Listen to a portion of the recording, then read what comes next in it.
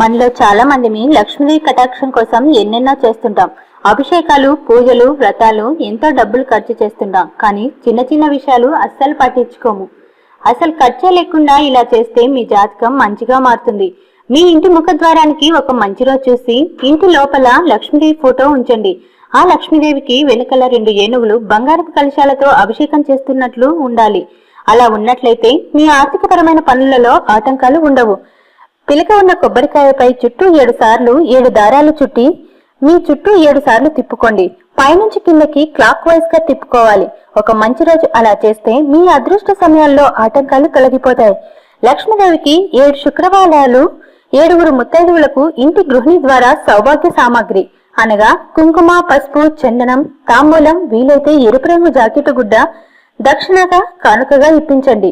అలా చేస్తే మీ ఇంటి గృహానికి మంచిని తప్పక లక్ష్మీదేవి చేకూర్చుతుంది. ప్రతి నెల వచ్చే అమావాస్య నాడు ఇంటిని శుభ్రపరచండి. మీ ఇంటిలో ఉండే దేవుడి మందిరంలో ఓ మంచిగా చూసుకుని కుంకుమ బన్నలో గోమతి చక్రాన్ని ఉంచండి. గోమతి చక్రాన్ని ఉంచి అది కదిలించకుండా దేవుని మందిరంలో ఉంచండి. దానికి పూజాది కార్యక్రమాలు ఏమీ చేయవలసిన అవసరం లేదు. అలా చేస్తే మీ గృహాల్లో పరిష్కారం కాని సమస్యలు ఏమైనా ఉంటే పరిష్కారం అవడానికి అవకాశం ఉంది. గోమతి చక్రం అనేది పూజా సామాగ్రి దొరికే దుకాణంలో దొరుకుతుంది. గోమతి చక్రాలు 3 తీసుకొని వాటిని పొడి చేసి ఓ మంచి రోజు ఇంటి ముందర చల్లండి. మీ ఆర్థిక బాధలు తొలగిపోతాయి. సాయంత్రం, ఉదయం లైట్ వేసిన తర్వాత ఇంట్లో ఎటువంటి సమయాల్లో క్లీన్ చేయరాదు. మూత లేకుండా డస్ట్ బిన్ ఉంచకూడదు. పగిలిన అద్దాన్ని కూడా ఇంటిలో ఉంచుకోకూడదు. ఈ విధంగా చేస్తే మీ జాతకం ఖచ్చితంగా మారుతుంది.